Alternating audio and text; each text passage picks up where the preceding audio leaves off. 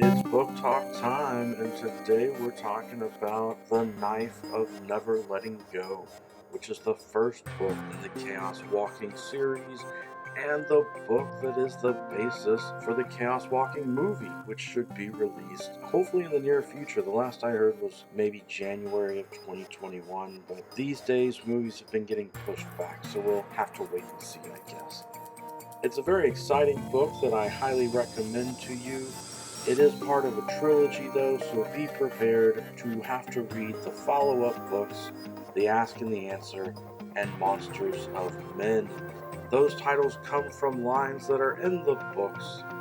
As you can see there, the big soon to be a major motion picture graphic that they put on the cover of the book. The film looks really exciting to me looking at the movie preview, the trailer for it. It's got Daisy Ridley, it's got Tom Holland. You can see on the poster that they actually put planets. You can tell that it's science fiction, which is more than what you get out of the cover. Course. Grace Randolph has been talking on YouTube and posting on Twitter. She's very concerned about the film because they filmed it in 2017 and it had all kinds of issues with production. They had to bring them back for reshoots, and now it's also been delayed with the pandemic. But I'm hopeful.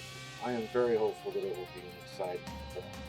As I was saying earlier, my main concern or complaint for this book is just the title and the cover.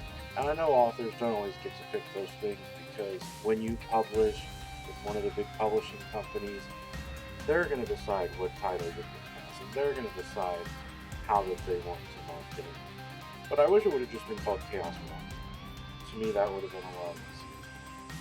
I will say the book definitely stands out. The first person narrator is unique because of the way that the noise is handled, the mental information that is projected out of the minds of the men in the story.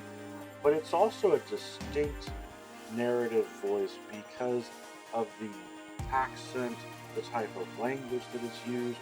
He definitely comes across as being just this poor boy from the swamp. And thus you can see how I might identify with that because I was born in Louisiana. And originally as a child, I was raised out in the country in the middle of nowhere. So it's fun to watch this character evolve as he is on the verge of his manhood, so to speak. The culture he's grown up in, it's a month until his birthday, in which they consider him a man.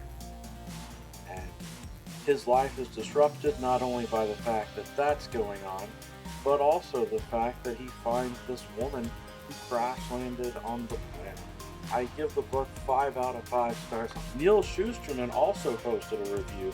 He gave it 3 out of 5 stars because he had the same thought that I did about the ending, that this book is the first of a trilogy series, but it doesn't stand on its own. It leaves you with a cliffhanger, and that can be really annoying. I was willing to overlook that more than Neil Schusterman was, I suppose. Patrick Ness is an author that I really knew nothing about until I saw the movie preview and I started looking into this. But he's actually written a lot of books. Not only has he written this series for Chaos Walking, but he's written several other books, and he's written stories in the Doctor Who universe. So if you're a fan of Doctor Who, you might be a fan of Chaos Walking and the other books that Patrick Ness has put together. Now that I found him as an author, I definitely want to read the other books in the trilogy. I will say if I would have known that you could buy them all 3 at the same time, I might have tried to save some money. So I would recommend that you look into that.